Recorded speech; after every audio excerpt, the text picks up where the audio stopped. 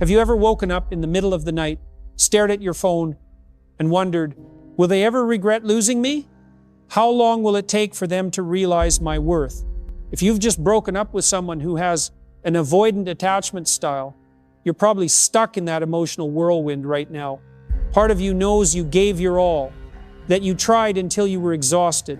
Yet another part clings to the hope that one day they'll wake up, realize what they've lost, and come back.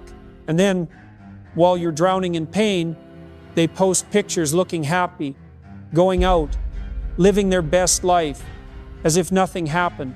How does that make you feel? Betrayed, replaced, or worse, does it make you start questioning your own worth? Pause for a second. Take a deep breath, because here's the truth. What you're seeing is not the full story.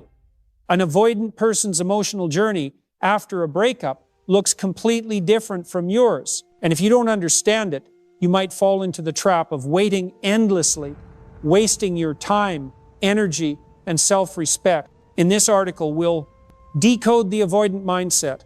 Why do they seem so calm and indifferent after a breakup? Explore the timeline of regret.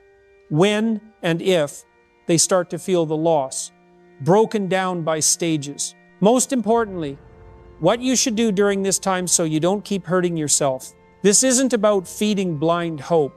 It's about giving you clarity and power so you can make a choice. Keep betting on someone who isn't ready, or come back home to yourself, the person who deserves safe, wholehearted love. Are you ready? Let's start at the root. The psychology of an avoidant after a breakup. When a relationship ends, most people go through a period of sadness, regret, or at least some time to adjust emotionally. But with an avoidant partner, what you see often feels like the complete opposite. They may appear relieved, calm, even as if they've just been set free. This can easily make you believe that their feelings were never real, that everything you shared was just an illusion. The truth, however, is more complicated. Avoidant individuals often carry a deep fear of being controlled or losing their independence. During the relationship, whenever emotional closeness intensified or hinted at deeper commitment, they felt threatened even if you never intended to control them. Here's the key. The more they sensed expectations or emotional needs from you, the more they instinctively pulled away to protect their sense of autonomy. When the breakup happens, the very thing they fear overwhelming intimacy disappears. And with that, they feel a sense of relief. Their calmness isn't because they don't care. It's because the pressure has been lifted. This is a deeply ingrained defense mechanism, avoiding strong emotions by creating distance. During this phase, they often throw themselves into distractions work, friends, even casual connections, not because they've moved on, but because they're not ready to face the emotional void inside. This can feel deeply painful for you because you're wrestling with heartbreak while they seem to be thriving. But what matters to understand is this: that calm surface is temporary. Underneath, they are still avoiding the truth. And it's this avoidance that will shape what happens next in their emotional journey. Understanding an avoidant's initial sense of calm helps you make sense of what seems so confusing. But here's the question most people desperately want answered. When do they start to regret it? Does that ever really happen? The truth is, this process doesn't happen overnight. An avoidant heart doesn't respond the way you expect. They don't suddenly wake up after a few days of silence, realizing your worth. Instead, their emotions are delayed, suppressed, and only surface when all distractions wear off.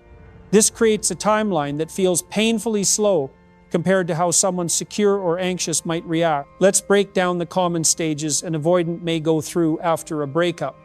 The timing can vary, but the pattern often looks like this: 0-2 months.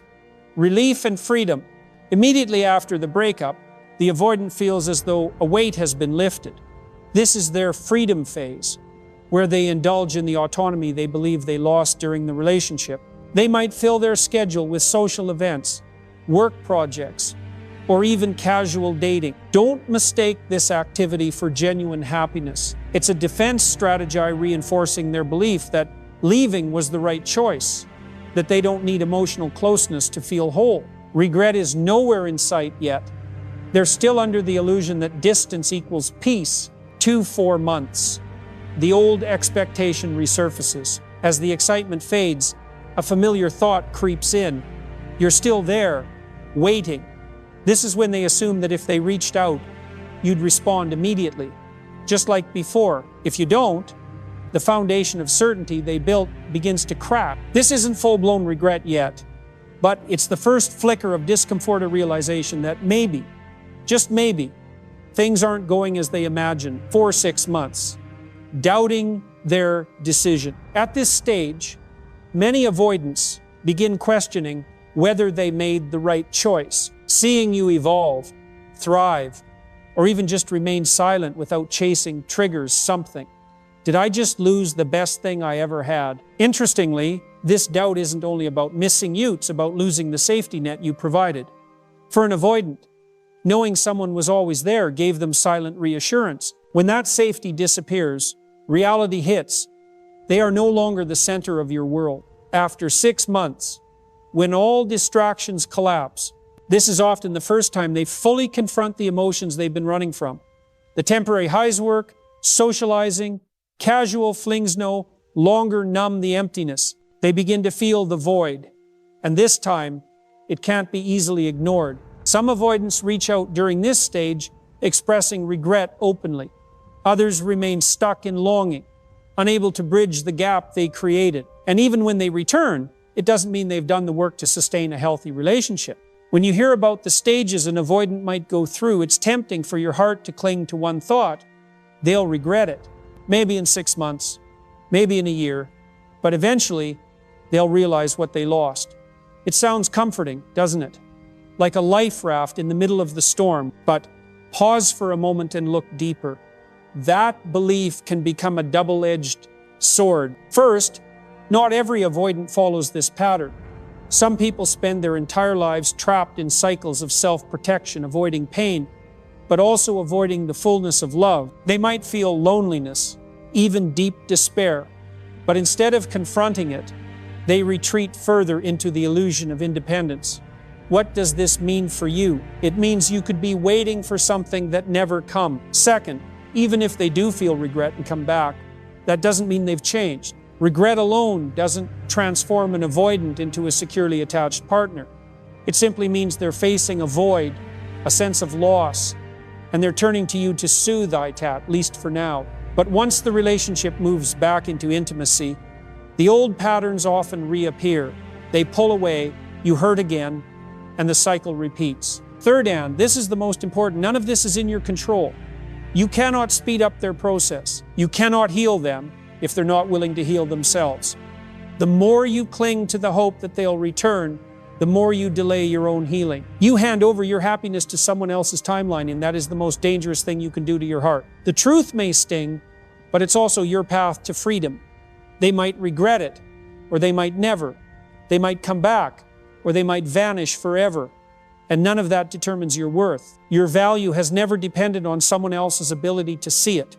It has always been there, unshaken, even when they couldn't recognize it. It's time to face something your heart may resist, but your mind needs to hear. Waiting for someone who may never change is a silent way of abandoning yourself. Every day you hold on to that fragile hope. You let your happiness depend on someone else's choices. You turn your life into an intermission instead of living it as a full, vibrant story. Here's a truth most people avoid. Sometimes you don't hold on because you love them so deeply. You hold on because you fear the emptiness that comes when they're gone. You cling to their shadow to avoid confronting loneliness, to escape the reality that you might have to start over. But that emptiness, if you dare to face it, is exactly where your real strength is born. Look back for a moment. You've loved this person with everything you had. You've tried to heal, to understand, to be patient. But love isn't a one-person performance. It takes two people moving toward each other. When you're the only one moving forward, you're not in love anymore. You're chasing an illusion. And in doing so, you forget an essential truth. You deserve a love that feels easy, not a love that always makes you prove or wait. This isn't a hollow love yourself slogan. It's a reminder that if you keep asking, will they come back? You'll miss the far more important question. What do I need to be happy, even if they never do? The answer isn't hiding in a text that never comes or in a green dot on social media. It's within you in how you nurture your life, reclaim small joys, and build the things that make you feel whole. We can't choose how others love us, but we can choose how we love ourselves. And sometimes, the greatest act of self-love is this: stop waiting for someone who isn't ready, and open the door to the future you truly deserve. You may have read everything above and still hear a quiet voice whisper, but what if they really do come back? That's not wrong.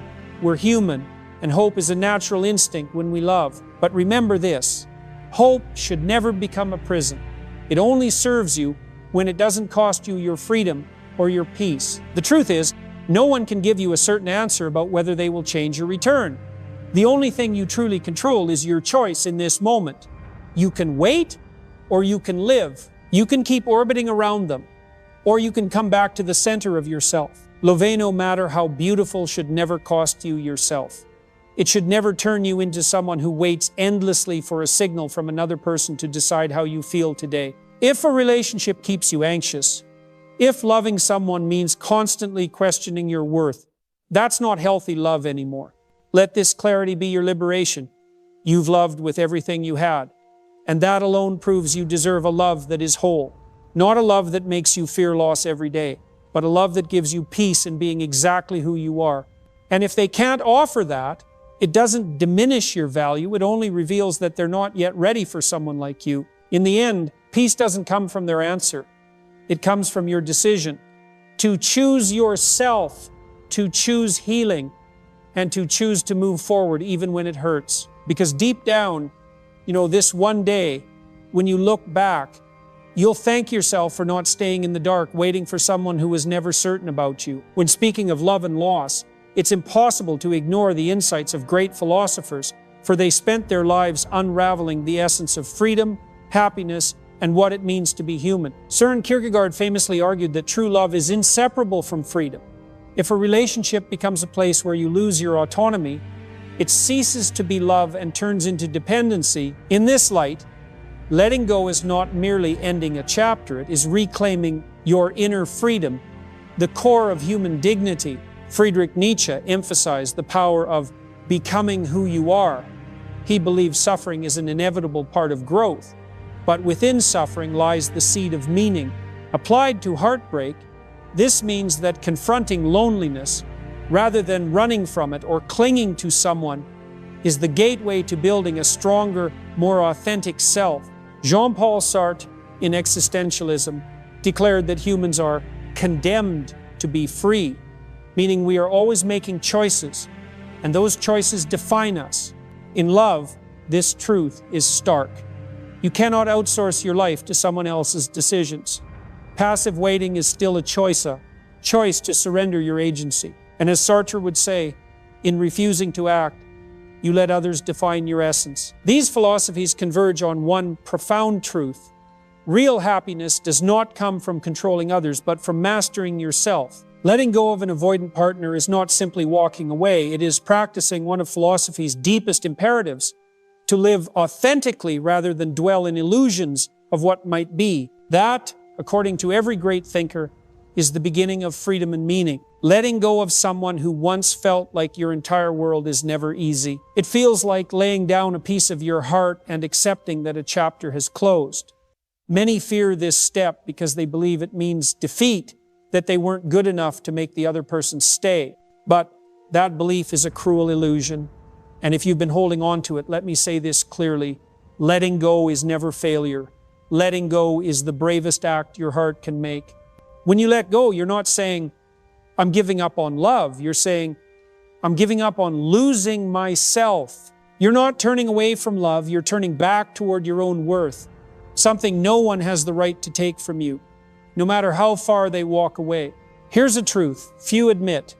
Sometimes we cling not because we believe in the relationship, but because we're terrified of loss. We hold on because we've convinced ourselves this person is everything, when in reality, they are just one chapter in your life, a chapter. You have the power to close so that something new can begin. Picture a future, not one where they return, but one where you stand strong in a life that feels meaningful. A future where you wake up and no longer check your phone for their name, where you smile because peace lives quietly inside you. That future begins the moment you choose to let go. And someday, when you look back, you'll understand you didn't lose anyone. You found yourself again, stronger, fuller, and more deserving than ever before.